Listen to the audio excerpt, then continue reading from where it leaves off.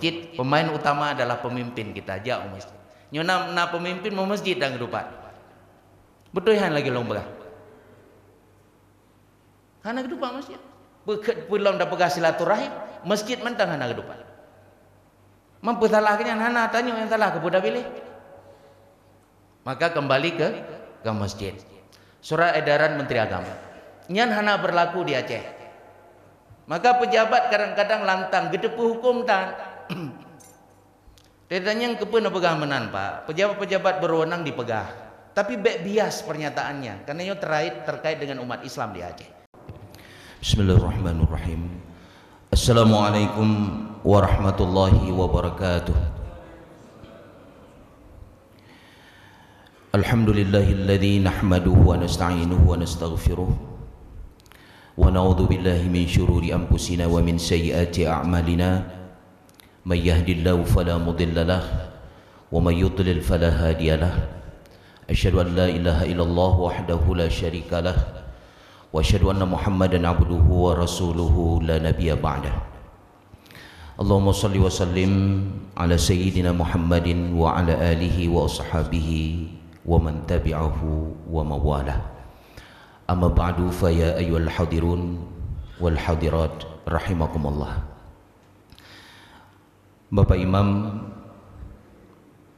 seluruh pengurus Badan Kemakmuran Masjid yang saya muliakan, tokoh-tokoh masyarakat, alim ulama, guru-guru kami, seluruh jamaah salat subuh, mudah-mudahan Allah Subhanahu wa taala meridai kita sekalian.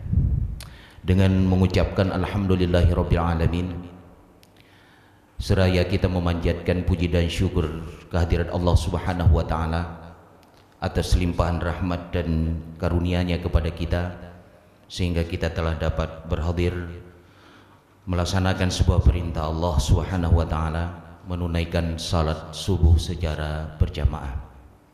Sabi-sabi kita mendoa kepada Allah Subhanahu wa taala agar seluruh rangkaian amal ibadah yang kita pubut diterima oleh Allah Subhanahu wa taala. Sejalan dengan itu kita menyampaikan doa selawat beriring salam kepada junjungan alam Nabi besar Muhammad sallallahu alaihi wasallam, kepada keluarga dan sahabat beliau sekalian, dengan ucapan Allahumma shalli wa sallim ala sayyidina Muhammadin wa ala alihi wa ashabihi ajmain. Hadirin kaum muslimin, Bapak Ibu jamaah salat subuh rahimakumullah. Bulan Rajab yang telah kita tinggalkan lebih kurang 9 hari yang lalu memiliki keistimewaan dan keagungan tersendiri. Tahun 622 Masehi atau tanggal 27 Rajab, tahun ke-12 daripada kerasulan Nabi Muhammad sallallahu alaihi wasallam, terjadi satu peristiwa yang sangat agung. Beliau diperjalankan oleh Allah Subhanahu wa taala Isra dan Mi'raj dari Masjidil Haram ke Masjidil Aqsa, kemudian ke tempat yang paling tinggi, yaitu Sidratul Muntaha. Sejak 1000 tahun yang lalu, perjalanan Isra dan Mi'raj menuai berbagai macam kontroversi, silang pendapat para ulama. Sebagian kecil ulama mengatakan bahwa perjalanan Nabi Muhammad sallallahu alaihi wasallam fisiknya di kota Mekah, rohaninya berjalan melaksanakan Isra dan Mi'raj. Artinya Nabi Muhammad sallallahu alaihi wasallam berjalan dalam Isra dan Mi'raj itu dalam keadaan mimpi.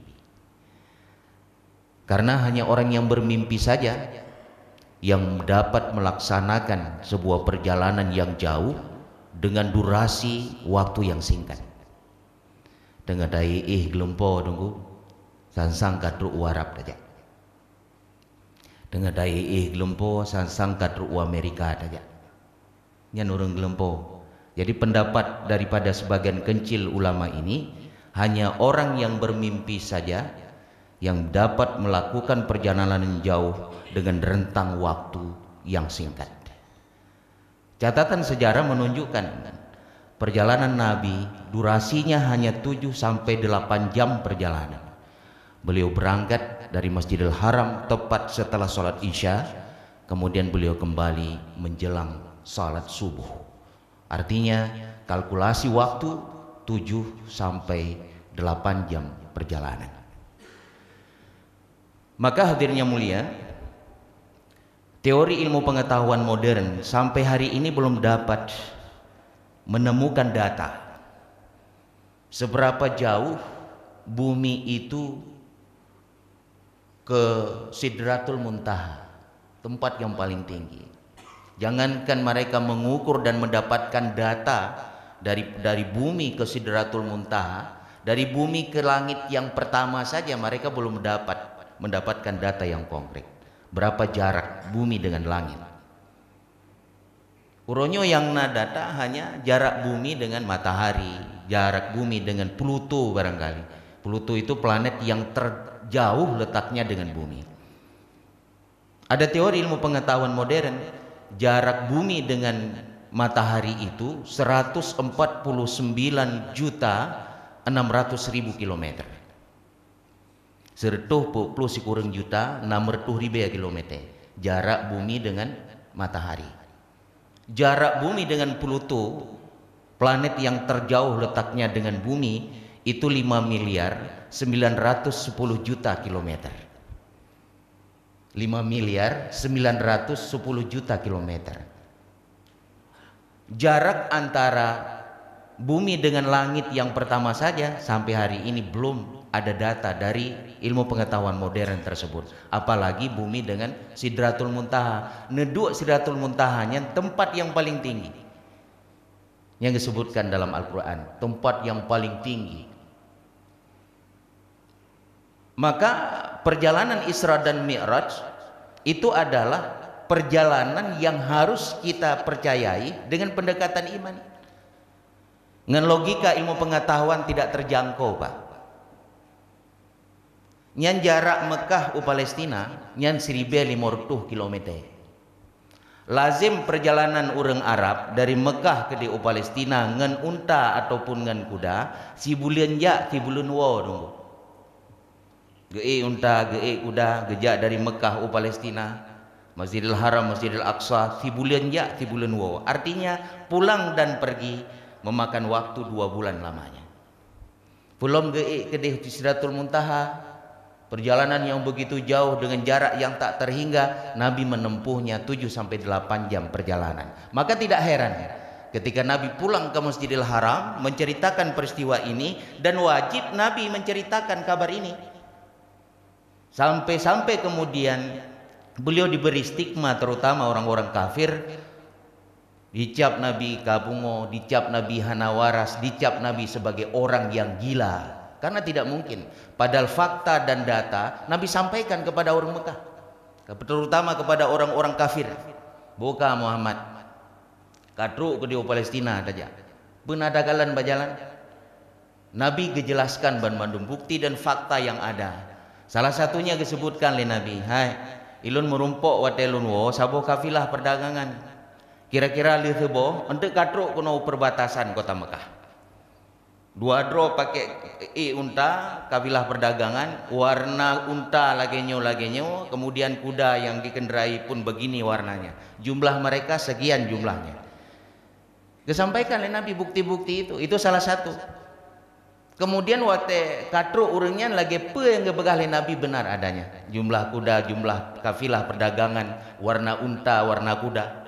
Tapi lagi-lagi karena kafir mereka tidak mempercayainya. Nah, orang yang baru tamong Islam murtad kembali gara-gara ceritanya. Karena nasib ilmiah orangnya, karena iman masih tipis sekali karena baru masuk Islam, mendengar cerita itu yang tidak bisa logikakan mereka kembali murtad, keluar daripada agama Islam. Maka ya awak kafirnya Mbak Abu Bakar, kemudian diceritakan, wahai Abu Bakar, bahwa Muhammad sudah melakukan perjalanan, sesuatu yang tidak mungkin dengan logika manusia. Tapi Abu Bakar mengatakan di saat itu, kalau Muhammad yang menceritakan, saya percaya dengan cerita itu. Maka di saat itulah Abu Bakar diberi gelar dengan As-Siddiq oleh Nabi Muhammad SAW, dengan makna dia orang yang tegas dan dia pula orang yang membenarkan cerita itu. Maka gelar pertama Abu Bakar dari Rasulullah, As-Siddiq, orang yang membenarkan. Maka lagi-lagi hadirnya mulia, perjalanan Isra dan Mi'raj yang dilakukan oleh Nabi Muhammad SAW, pendekatannya adalah pendekatan imani, bukan pendekatan ilmu pengetahuan, lebih pendekatan logika ataupun pikiran. Hadirnya mulia, konsep ilmu pengetahuan modern. Ada satu teori yang bernama black holes. Yang black holes yang teori ilmu pengetahuan modern. Teori black holes ini mengatakan manusia hanya mengetahui terkait alam ini dalam konteks ilmu pengetahuan hanya 3% saja. 97% di luar kemampuan manusia. Nyan teori black holes teori yang dipelopori oleh ilmuwan-ilmuwan barat di abad ke-18 dan abad 19, teori black holes. 3% saja kita ketahui, 97% di luar kemampuan manusia.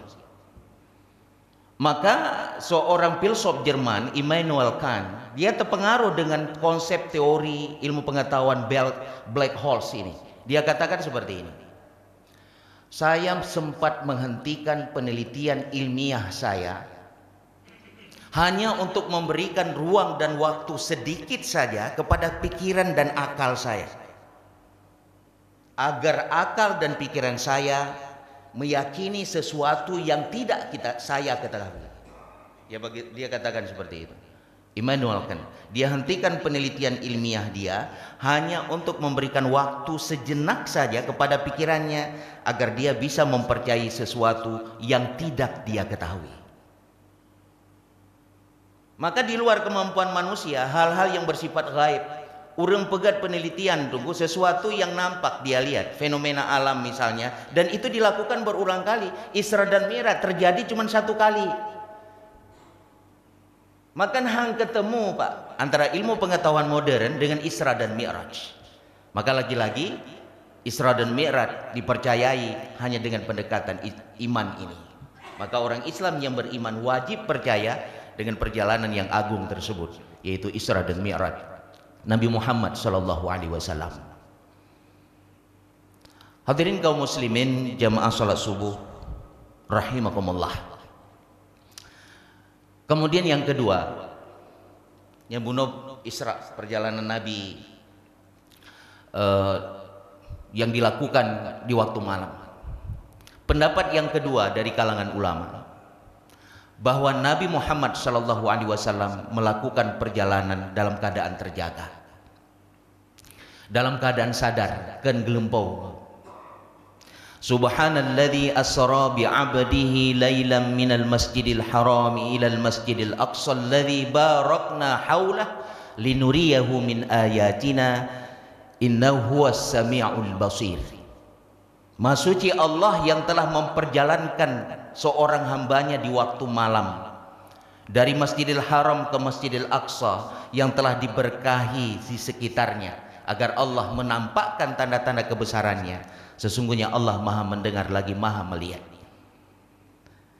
Bi'abdihi di sinan adalah seorang hamba, tidak lain Nabi Muhammad SAW. Gepegah le ulama, jumhur ulama menyeka gepegah sidro hamba artinya meliputi ruh dan jasad. Perjalanan Nabi meliputi ruh dan jasad, maknanya beliau melakukan perjalanan itu dalam keadaan sadar dan terjaga. Itu yang harus kita yakini. Maka perjalanan Nabi menyatakan makna daripada Isra dan Mi'raj. Nekalan Nabi menyatakan latar belakang daripada perjalanan Nabi. Ba'tun nomor 22 Masihinya atau tun ke-12 daripada kerasulan Nabi, beliau mendapatkan ujian Allah yang luar biasa. Dua orang yang beliau cintai mendahului beliau. Pertama pamanda Abi Thalib yang selalu mendukung dakwah, kemudian istri tercinta Siti Khadijah beliau adalah orang yang sangat mencintai Rasulullah, mendukung perjuangan Rasulullah. Di tahun itu kedua orang yang dicintainya meninggal dunia. Maka disebut dalam tarikh tasyri', dalam sejarah Islam, tahun itu disebut dengan Amun Huzn, atau tahun duka cita Nabi Muhammad sallallahu alaihi wasallam. Nabi diperjalankan oleh Allah untuk menghibur beliau. Menghibur beliau. Perjalanan itu dimulai bukan daripada rumah Nabi. Dimulai bukan dari satu tempat yang lain, tapi dimulai dari masjid. Susah Nabi, perjalanan gemulai daripada masjid. Nabi dengan susah hati, dengan gundah gulana, hana soleh yang dukung dakwah. Sedih luar biasa, diperjalankan oleh Allah, gemulai perjalanannya daripada masjid. Bermula daripada masjid menuju ke masjid yang lain untuk menghibur Nabi, bersenang Nabi. Dengan susah, dengan gundah, dengan kecewa, menghibur Nabi dari satu masjid ke masjid yang lain. Terus Sidratul Muntaha, gejo oleh Allah Subhanahu wa taala, gepuolom oleh Allah dia kena Masjidil Haram. Pergi dari masjid ke masjid, watewo gepuolom oleh Allah kena Masjidil Haram. Wadanya Nabi kasenang karena oleh 50 kali waktu salat di awal. Maka dalam hadis Sahih Bukhari nyan letak penjelasan dengan berbagai macam riwayat bahwa Nabi mendapatkan oleh-oleh yang pertama 50 kali salat. Kemudian terjadi dialog dan sebagainya. Rasulullah meminta rukhsah atas himbauan dan saran Nabi Musa alaihi salam. Maka gekele Nabi Musa watai merumpuk leh gerimong 50 kali salat waktu itu. Gekele Nabi Musa, irji' ila rabbika fas'alhu at-takhfif fa inna ummataka la tadbiq. Gekele Nabi Musa, kembali kamu kepada Tuhan kamu ya Muhammad,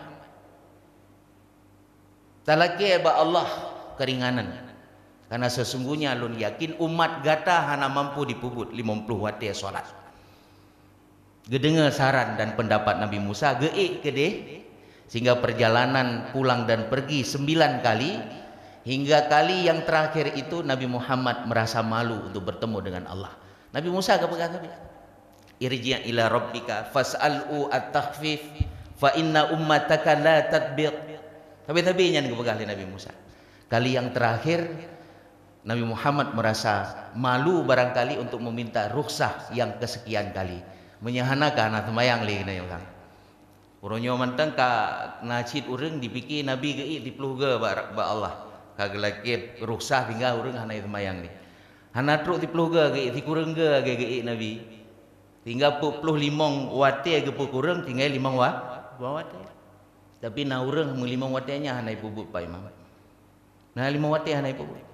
Daleh dengan dunia. Gepikir lepas ke di keluarga Nabi ke di ulangit. Yang merupakan Allah gelake keringanan supaya hana semayang li umat. Yang nampak orang-orang kan. Geik di kurangga rukhsah 25 wate salat gahapuskan sebagai rukhsah 5 wate yang tinggal. Tapi ingat, sabah wate tipluh ke bagi, tipluh ke balah oleh Allah. Jadi tak puput 5 wate salat saban dengan 50 waktu salat.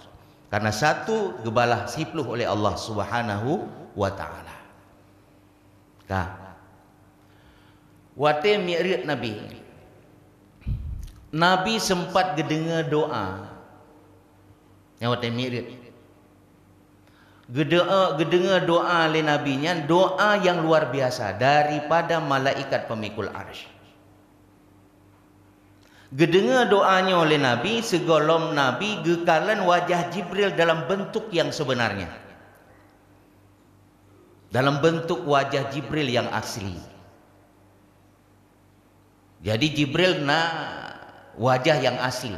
Selamanya mungkin Jibril menjumpai Rasulullah Muhammad sallallahu alaihi wasallam dalam wajah yang tidak asli.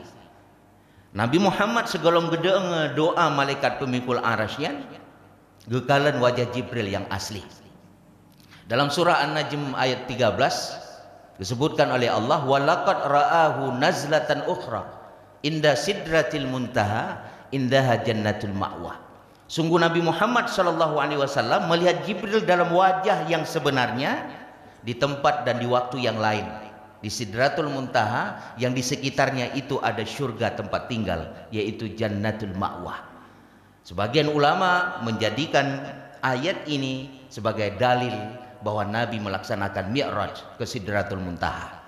Sebelum Nabi melihat wajah Jibril dalam bentuk yang sebenarnya, di saat itulah Rasulullah Muhammad SAW mendengar gemuruh doa, tasbih dan tahmid malaikat pemikul arasy. Gedanyo tro ngoronyo hana mampu dah dengar doanya. Nabi Muhammad mendengar doa di saat itu, dan lewat pengetahuan kita, petunjuk Al-Quranul Karim menjelaskan. Dalam surah Ghafir ayat 7 dan 8 Allah sebutkan, alladzina yahmiluna al-'arsya wa man hawlahu yusabbihuna bihamdi rabbihim wa yu'minuna bihi wa yastaghfiruna lilladzina amanu rabbana wasi'ta kulla syai'ir rahmatan wa ilma faghfir lilladzina tabu wattaba'u sabilaka wa qihim 'adzabal jahim rabbana wa adkhilhum jannati 'adnin allati wa'adtahum wa man salaha min abaihim wa azwajihim wa zurriyatihim innaka antal azizul hakim. Mereka yang memikul arasy, mereka yang berada di sekitarnya, mereka bertasbih, mereka memuji, mereka meminta ampun kepada Tuhan mereka, dan mereka meminta ampun bagi orang-orang yang beriman. Wahai Tuhan kami, dengan rahmat dan ilmumu meliputi segala sesuatu, ampunilah dosa orang yang bertobat, orang yang kembali ke jalanmu, peliharalah mereka dari siksaan api neraka. Wahai Tuhan kami, masukkan mereka ke dalam surga, surga adnin, sebagaimana yang telah Engkau janjikan bagi mereka, bersama dengan orang saleh di antara bapak mereka, pasangan mereka, seluruh keturunan mereka. Sesungguhnya Engkau maha perkasa lagi maha bijaksana. Doa malaikat ini ada dua fokus utama. Yang pertama, sampai dengan saat ini ada orang yang mendapat doa malaikat pemikul arasy. Kemudian yang kedua, mereka yang didoakan agar dimasukkan oleh Allah ke dalam surga bersama dengan seluruh keturunan mereka. Siapa yang beruntung, siapa gerangan yang mendapat doa malaikat pemikul arasy itu sampai dengan saat ini, Al-Quran menjelaskan karakteristiknya. Yang pertama adalah orang yang kembali ke jalan Allah, orang yang bertobat. Hadirin yang mulia, manusia diciptakan dalam keadaan fitrah, dalam keadaan yang penuh dengan kesucian. Kemudian Allah menciptakan kita sebagai manusia serba kekurangan, penuh dengan kekurangan-kekurangan, sehingga dalam proses perjalanan kita kadang-kadang kita terpedaya oleh hawa nafsu, terbuai dengan bisikan setan dan iblis, terjerumus dalam perbuatan maksiat, dan kita mengabaikan bisikan fitrah. Lewat hati nurani, hadirin yang mulia, fitrah membisikkan kepada kita setiap saat, setiap waktu, agar kita melakukan kesalehan dan kebaikan, taat kepada Allah. Lagi-lagi kita sering mengabaikan bisikan fitrah tersebut. Kemudian fitrah pula yang menegur kita. Apakah kita memilih Islam, memilih dunia ini dengan kegemerlapan, dengan pesona yang ada, dengan melanggar hukum, mengabaikan janji dan amanah, atau kita tetap istiqamah dengan ketaatan kita kepada Allah Subhanahu wa taala? Fitrah yang menegur kita, kondisi hidup kita, hadirin yang mulia, memilih untuk melakukan kebaikan atau kita tetap di dalam keburukan-keburukan kita. Kemudian fitrah ini yang membuat hati kita khusyuk ketika kita melaksanakan sholat. Hati ini yang membuat, fitrah ini yang membuat hati kita terenyuh melihat penderitaan orang lain. Dan fitrah ini pula yang membuat hati kita bergetar ketika firman Allah itu dibacakan. Semua itu fitrah, hadirin. Karena dasar semula daripada penciptaan kita adalah fitrah tadi. Maka hadirin yang mulia, bersyukur kita kepada Allah Subhanahu wa taala. Orang-orang yang sadar dengan kesalahannya itu, dia menutup catatan bukunya yang hitam, kemudian dia buka lembaran catatan yang baru, dia isi kehidupannya dengan kebaikan. Maka alhamdulillah sampai dengan detik ini mereka mendapat doa malaikat pemikul arasy, dimasukkan oleh Allah ke dalam surga bersama dengan seluruh keturunan daripada kita sekalian. Itu doa daripada malaikat pemikul arsy. Jadi orang baik, orang yang bukan orang yang tidak pernah bermaksiat, bukan orang yang tidak pernah tersesat. Orang baik itu dia berusaha untuk mendapat hidayah Allah. Manfaat hidayah lah masjid. Dia berusaha mencari hidayah Allah. Pat hidayah, ba'dayah. Pat hidayah bapak santren. Maka kita disarankan agar kita terus bersilaturahim dengan ulama-ulama. Berteman kita dengan orang-orang saleh, bersilaturahim kita dengan guru-guru kita. Nyan mediasi ban mandum untuk mendapat hidayah Allah. Jadi hidayah kan dengan serta merta gejuk laju gedanya. Tapi kita harus berupaya mencari hidayah Allah. Karena i'tikad ahli sunnah wal jamaah adalah usaha kita untuk mendapat hidayah Allah. Artinya hidayah itu tidak datang dengan serta merta. Tiga dek lentuan pegah hidayahnya dalam masjid, majelis taklim dan merumpuk bersilaturahim dengan guru-guru, para ustadz, ulama-ulama yang muhtabar uronya. Bersilaturahim dengan mereka, beta putuh hubungan membaca dengan ulama-ulama, dengan guru-guru kita nyono, agar Allah memberikan hidayah. Mereka itu media kita untuk mendapatkan hidayah Allah. Maka lagi-lagi hadirin yang berbahagia, hidayah itu di masjid. Maka kembali kita ke masjid. Tapudip musola, tapudip menasah-menasah dengan salat berjamaah. Tapi luntuan pegah di tiap kesempatan kembali ke masjid kita, kembali kepada musola, makmurkan dia agar Allah merubah kondisi kita. Puasa karab nyok kata mulai kita nyok untuk tak training road menuju kompetisi yang luar biasa di bulan Ramadan. Mulai uronyo hadirnya mulia, di mana-mana hidupkan salat berjamaah sehingga nanti di Ramadan terbiasa dengan salat berjamaah. Tak usaha uronyo hadirnya mulia.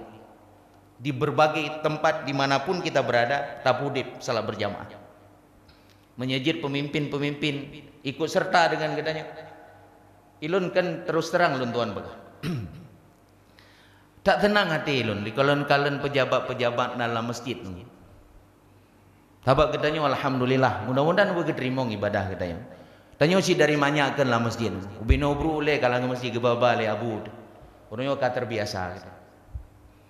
Status kita yo macam-macam lah kampung, status kita yo lah pemerintahan macam-macam, tapi masjid tempat yang utama. Masa mantan pejabat biasa, tapi pejabat orangnya utan takalan. Jejaknya daya dakwah. Sapari subuh dengan jumlah jamaah yang ramai takalan-kalan 4. Nah, pejabat-pejabat aktif kan ada. Begitu sembahyang palain. Jejaknya luntanya yang bak kelompok jamaah subuh yang lain menancit. Yang mantan pejabat ramai.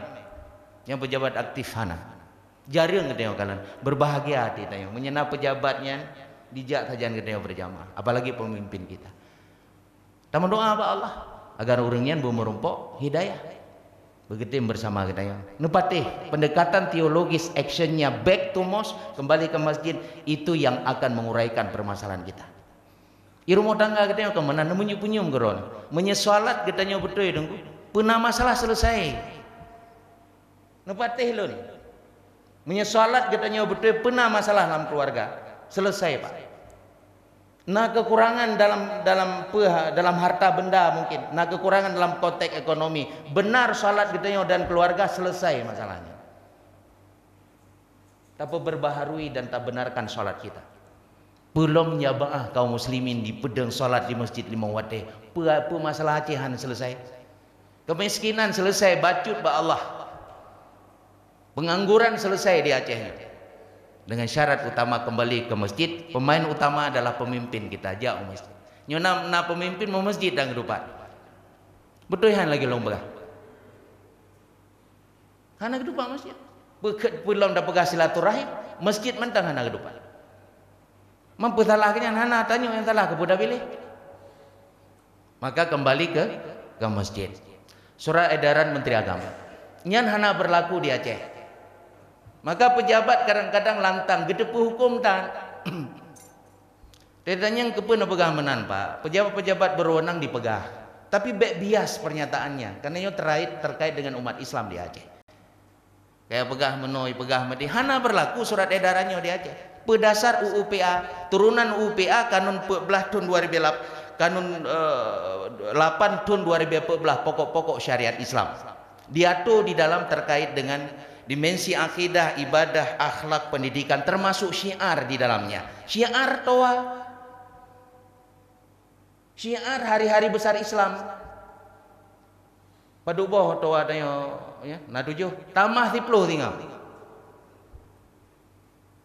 Nyan kanun 8 2014 mengatur fakih akidah syariah, syariat Islam di Aceh, termasuk syiar di samping pendidikan dan akhlak. Syiar teh toa, syiar teh hari-hari besar Islam. Malundan yang berlaku SE-nya di Aceh, hana berlaku tunggu dasar UUPA, turunannya adalah kanun. Manta bandingkan secara hierarki hukum, hana mumpat nedu SE-nya surat edaran. Nyiwati pun kan undang-undang dasar 45-nya hierarki.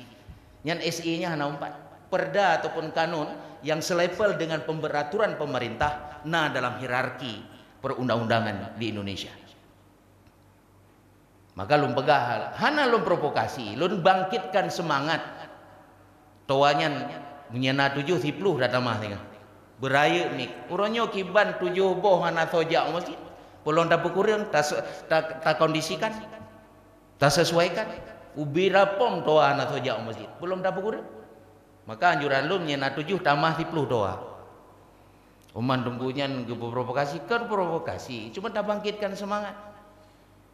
Ustaz Munawarnya ekstrim tak kebegah kan ekstrim es krim. Maka tunggu abi kitanya kagak kebah. Nanan ustaz ya, teh ustaz yang ekstrim, teh ustaz yang es krim. Tinggal kita yang ngelimiti agama teh ustaz yang ekstrim yang dan es krim, yang es krim mungkin nah kesempatan lah, yang ekstrimnya kah nali kesempatan dikir tiroro, mudah-mudahan anak berlaku di Aceh. Kah, yang kedua yang perlu pegang dalam konteksnya, urang Aceh huronyo kagetun, urang Aceh huronyo kagetun. Mana suara lantang Aceh hari ini? Ketika pemerintah nyan SI nyan ataupun menteri agama di atas nama pemerintah, seorang pejabatnya lom pegah psikologi pejabat tei pegah apa bukan serta merta keluar itu kalimat itu keluar dari mulutnya, apalagi masalah yang dikomentari itu kebijakan. Baik pegah kebijakan disusun kata-kata dengan rapi agar tidak multi tafsir apalagi bias setelah itu. Menjitanya Mbak Lun wadai pejabat hana lom pegah apa jurang kau lun susun kata-kata direkam oleh wartawan yang gak pasti awak-awak yang anti katanya diminta celah, wartawan yang palak katanya diminta celah agar bemeteru tidak pegah diliput di expose saja buat media, tidak dengan serta merta artinya segolong gepegah pernyataannya karena bisikan karena orang pegah Pak Ji. Jadi itu tidak dengan serta merta dipegah azan seperti lolongan suara anjing. Jadi kan dengan serta merta dia keluar pendapat itu di mulut di kesempatan di Pekanbaru. Tapi nyanka disetting sedemikian rupa pernyataan itu dia menyamakan suara azan itu dengan lolongan anjing. Maka lun pegah jejetnya mana suara lantang urang Aceh. Uronyo bek tapi kele katanya leh tak pegah tak lantang suara kita dari Aceh. Kemudian ki ala kemaah bagatanya. Kemudian SE itu dicabut, bukan itu, tapi kita tunjukkan bahwa ada suara lantang terkait itu dari Aceh. Orangnya mandung katanya gusun, ormas methipre di Aceh, tidak ada suara lantang daripada mereka. Nekalan buku-buku antropologi, buku-buku sosiologi orang Aceh, direkam oleh Asnok Okranya, direkam oleh B.J. Bolen, antropolog Belanda. Dia menjelaskan bagaimana orang Aceh dengan sikap pemberaninya. Uronyo gusun galage pijit tu. Kabehe Minang, behe urang Bugis, behe awak Medan uronyo. Mana suara Aceh? Maka ipegah le BJ Bulen. BJ Bulennya gue kirim ratu Belanda setelah senok hokranya untuk mempelajari identitas, karakter dan sifat orang Aceh. Bahkan gedanya tamu perang orang Aceh hana pernah menang.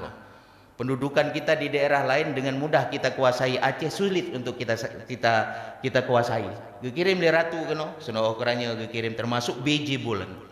Ipegal le BJ Bulen. Nyoba Inggris, ipegal le ji mano. Pernah ipegal le ji, being an Acehnese is equivalent to being a Muslim. Yang biji boleh. Lumpi kadang-kadang ada umpum cit. Lun terjemahkan. Orang Aceh itu identik dengan Muslim. Yang dipegang oleh biji boleh. Menyata pegah draw tu orang Aceh, berarti katanya identik dengan Muslim. Kemudian dipegah oleh biji bulan. Hasil karya dia, hasil penelitian itu disampaikan kepada Ratu. Hai Ratu, menyebata katanya. Identiti daripada orang Acehnya Islam. Yang dipegang lagi. Dengan identitas mereka sebagai Muslim, disitulah semangat jihad mereka timbul. Di sini ada ajaran-ajaran bahwa jihad berperang melawan kafir, mereka memberikan stigma kepada kita kafir, dan itu ada dalam ajaran Islam. Mati di sana mati syahid, dan itulah mati yang diharapkan oleh orang Islam di Aceh. Menan kira-kira mati yang dengan penuh kemuliaan. Maka orang-orang hana pernah talu orang Aceh, dan mereka tidak pernah takluk dengan kita. Yang dipegang oleh PJ Bulan dilapor Mbak Ratu. Orang Aceh beridentitas Muslim, di situ ada ajaran jihad, imu perang katanya ingin mendapatkan pahala jihad, mati yang mulia dalam medan jihad. Yang dipegang, nya identiti katanya. Nya penelitian kan orang Aceh, orang Belanda dipegang penelitian. Sunok Hokranya dalam padu-padu catatan juga menyampaikan itu. Kemudian kedua ya Ratu, wahai Ratu, orang Acehnya natifut dan karakter. Yang pertama dia itu pemberani, yang kedua dia itu tegas, dan yang kelima hai Ratu, mereka itu adalah pendendam. Ini kelima PJ Bulan. Le sifat dan karakter tiga yang lu sebutkan. Yang pertama mereka itu pemberani, yang kedua tegas, yang kelima mereka itu adalah pendendam. Dipegah pemberani wajar. Fakta sejarah 100 years war in the world. Yang dipegah oleh pakar. Perang 100 tahun di dunia. Belanda tidak mampu menguasai Aceh. Sampai mereka sendiri takluk datang Jepang. Jepang pun hancur karena Hiroshima dan Nagasaki. Menyerta petepat benang sejarah. Teruk-uronyo Aceh mentang berdolat dulu. Cuman dinamika sejarah hari ini luar biasa liku-likunya. Tapi yang jelas kita tetap cinta NKRI. Pemberani itu nampak. Pejuang-pejuang kita dengan gagah berani sampai dengan penanggakan agresi. Yang pertama, kedua tetap membela dan mengusir penjajahan Belanda. Karena sifat dan karakter orang Aceh itu pemberani. Uronyo pertanyaan katanya, hoka sifat dan karakternya. Kemana sifat itu? Bedakan ada nama pribadi, ada nama organisasi. Suarakan secara lantang. Kita membela Islam. Yang mempegang secara nasional terkait dengan pendiskreditan norma-norma Islam. Orang-orang di tingkat nasional sebenarnya menunggu suara dari Aceh. Menyegetanya kata deng dike yang lain ikut serta tunggu. Dari zaman menan sampai reformasi tahun sikurang 8 menanci dipres suara dari Aceh. Ban kata musuh katanya yang lain ikut serta. Uronyo 4 suara Aceh. Ibadah Minang, ibadah Riau. Jadi le demon uro Selasa di ke Masjid Raya kalian menyusul bukan do gubernur. Ditelepon le tira urun na jamaah subuh diikut lun di lam lagang. Sedekah ro minggu yang kali.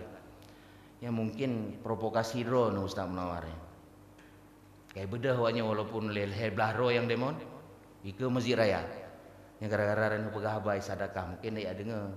Ka semangat wayan. Uro Selasa ya demon tu. Boleh lu mek betebak ngelun kayak tuduh lu provokator. Tapi lu sempat lu bangkitkan semangat terkait dengan identitas. Ya itulah semangat kita. Maka lagi-lagi hadirin yang mulia, itu yang harus kita jaga, identitas, sifat dan karakter. Maka itu yang harus kita bina terus agar kita punya semangat tadi, membela Islam. Karena apapun kapasitas kita harus punya cita-cita bersama. Cita-cita bersama itu menegakkan kalimatul haq. La ilaha illallah Muhammadur Rasulullah. Yang cita-cita katanya. Karena salah satu nikmat terindah ketika menjelang ajal menjemput. Salah satu nikmat yang paling indah itu kita bisa mengucapkan kalimatul haq itu. La ilaha illallah Muhammadur Rasulullah. Hadanallahu wa iyyakum ajmain. Assalamualaikum warahmatullahi wabarakatuh.